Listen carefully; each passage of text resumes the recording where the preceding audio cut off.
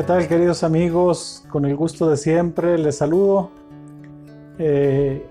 Continuamos estas cápsulas bíblicas en este programa que hemos llamado Al Encuentro con la Palabra. Y efectivamente, desde que iniciamos estos encuentros, estas cápsulas, la finalidad no es otra sino encontrarnos con la palabra hecha carne, con Cristo. Pero nos hemos dado cuenta que toda la historia de la salvación, principalmente el Antiguo Testamento, es un tiempo de preparación. Como las diferentes etapas de esta historia tienen como finalidad ir vislumbrando el nacimiento del Mesías.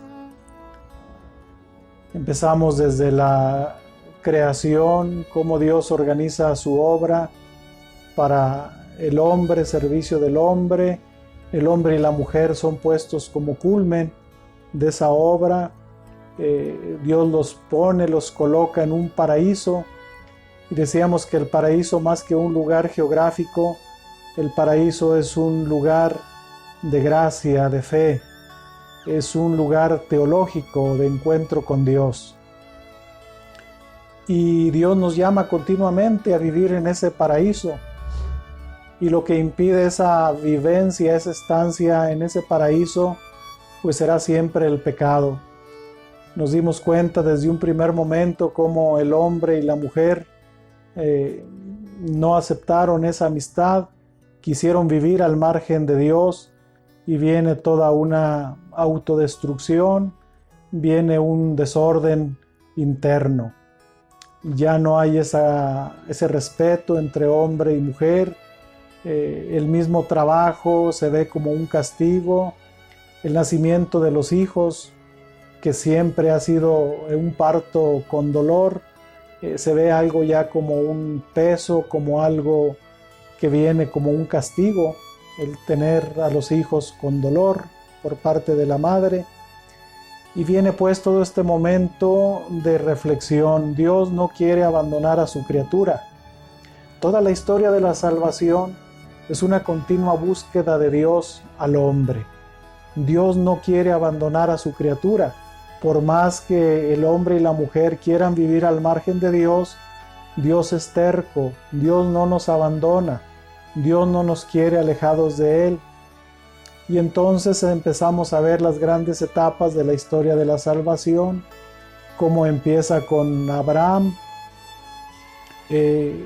formándose un pueblo con una promesa. Recuerdan cómo Dios le dice a Abraham una doble promesa: serás padre de una gran descendencia y te daré una tierra. Abraham se confía plenamente en Dios. Abraham le cree a Dios. Y ojalá nunca perdamos de vista que esta es la mejor de las definiciones de la fe. La fe es creerle a Dios. No solamente creer en Dios.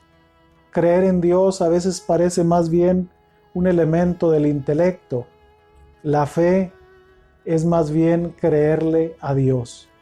Y Abraham se fía. No sabe si existe la tierra a la cual Dios lo va a llevar.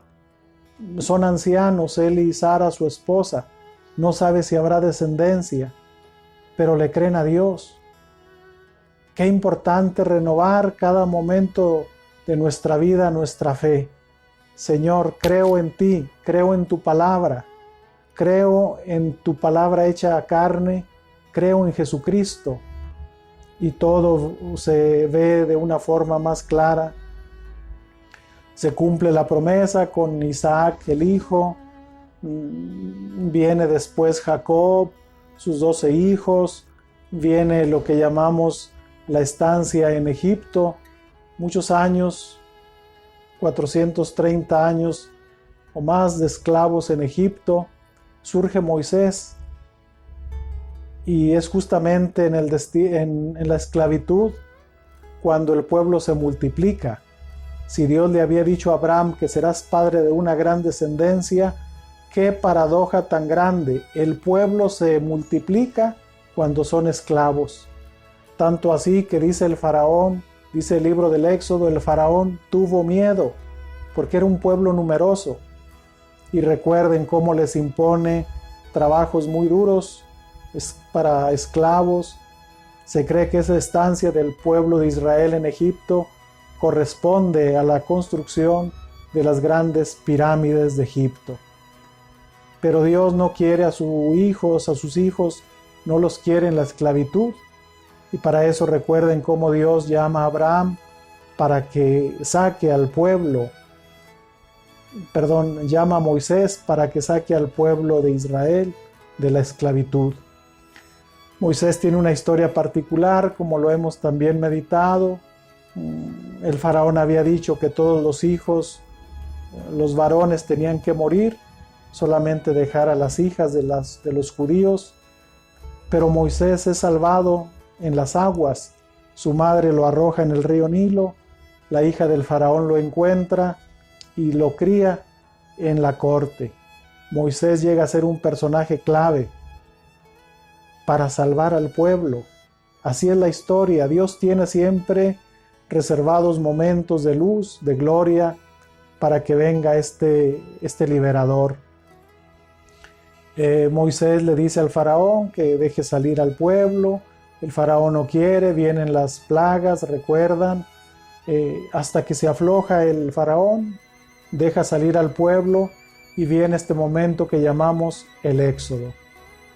Es ese gran paso, 40 años por el desierto, donde el pueblo de Israel tiene que celebrar la Pascua, el paso. Recuerda que la palabra Pascua significa paso, paso de la esclavitud a la libertad.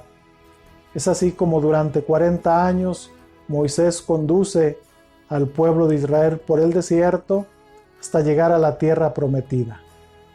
¿Recuerdas que Moisés no entra a la tierra prometida? Muere antes. Y nos preguntamos por qué Moisés no entra a la tierra. Después de 40 años batallando, sufriendo con un pueblo, y decíamos, es que la verdadera tierra, la verdadera patria para Moisés era Dios. La herencia de Moisés era el mismo Dios. Y entonces quien introduce el pueblo de Israel a la tierra prometida será Josué. Y poco a poco el pueblo de Israel se va estableciendo. Viene el tiempo de los jueces. Entre ellos recuerdas a Sansón, aquel hombre poderoso que tenía su fuerza en la cabellera, que se casa con una filistea, con una enemiga. Los filisteos siempre fueron enemigos del pueblo de Israel. Y la filistea le pide, ¿dónde tienes la fuerza? A Salomón. Y Salomón le dice, en la cabellera. Le corta la cabellera y Salomón pierde la fuerza. Pero los jueces, toda esta parte de la historia, eran personajes caudillos, querigmáticos, personas de gran valor, de gran fe, que defendían al pueblo, principalmente de los filisteos. Los jueces no logran esa unidad. Vendrá posteriormente los reyes. Recordemos los 3 reyes más importantes: Saúl, David y Salomón. El más importante de ellos sin duda es David, con todas sus luces y con todos sus hombres. David, que fue ungido, que era la presencia de Dios en el pueblo, y cometió muchos errores. Recuerden aquel pecado con Betsabé, la esposa de Urías, como siendo rey que tenía que estar al frente de su ejército, conquistando, luchando, David se queda a dormir la siesta. Y es justamente en ese momento de ocio cuando el pecado hace mella en su corazón, abusa de la esposa de Urías, la embaraza y viene todo este movimiento. Natán, recuerden el profeta que le dice con aquella parábola, mira, rey, había un personaje muy famoso que quiso hacer una fiesta muy grande en su cumpleaños, tenía tantos animales, tenía todo, pero solamente manda matar una oveja que tenía un pobre campesino. Era lo único que tenía. Le daba de comer en su mano, la mimaba y se la quita, la mata. David se enoja cuando le cuenta el profeta Natán y dice David, ese desgraciado debe morir. Y le dice Natán, pues ese desgraciado eres tú. Y viene todo ese movimiento de arrepentimiento, de dolor. El Salmo 50, recuerden cómo se le atribuye a David, misericordia, Dios mío, por tu bondad, por tu inmensa compasión, borra mi culpa, lava del todo mi delito, limpia mi pecado, etc. Un salmo penitencial. Dios le perdona, porque así es Dios, por muy grandes que sean nuestros pecados, cuando nuestros pecados son reconocidos, cuando nuestros pecados son llorados, Dios los escucha y Dios tiene misericordia de nosotros. Viene después el rey Salomón, el hijo, que construye el gran templo de Jerusalén, con toda esa grandeza. David le había dejado todo en charola de plata a su hijo Salomón, pero Salomón no supo administrar. Dejó que en su corazón entraran otras ideas, otras religiones, se casó con muchas mujeres extranjeras que obviamente contaminaron su fe, y eso lo llevó a la propia destrucción. Además, para mantener aquel gran reino que le había dejado su padre David, necesitaba mucho dinero. ¿Qué hizo? Subió los impuestos y el pueblo empieza a renegar, se rebelan y viene todo este movimiento doloroso que finalmente a la muerte de Salomón en el 931 viene el cisma, viene la división. Ya no hay un solo pueblo, un solo reino, hay dos. Decíamos que en la parte norte hay un rey y la capital del reino del norte, la capital de Israel, será Samaria. Y la capital del reino del sur, llamado el reino de Judá, la capital será Jerusalén. Viene el momento más doloroso para un pueblo que se divide. Nos quedamos la vez pasada con la destrucción del reino del norte. Recuerden cómo llegan los asirios, destruyen el reino del norte hacia el año 721-722. Ya no habrá unidad, viene una división muy dolorosa, pero sobre todo quedará solamente en el sur Jerusalén con muy pocas tribus, 2 tribus, pero muy reducido. Es una historia, pues, en pocas palabras, he querido recordarles cómo hemos avanzado, hacia dónde vamos. Vamos hacia el encuentro de la palabra, hasta que lleguemos a Cristo. Pero vean cómo Cristo es fruto de toda una historia de salvación. Cristo viene a reconciliar a la humanidad con el Padre. Cristo viene a acercarnos el Padre a los hombres, a las mujeres. Dios no se olvida de nosotros. Y ojalá con esta idea nos quedemos, con ese Dios siempre cercano, siempre dispuesto a levantarnos. Por muy malos que seamos, si nuestro pecado es reconocido, si nuestro pecado es llorado, Dios siempre nos perdonará.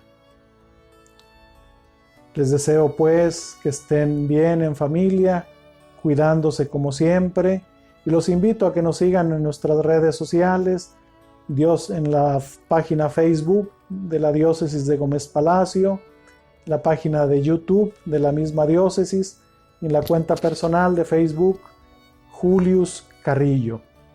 Les mando un saludo y una bendición para toda su familia. Gusto saludarlos.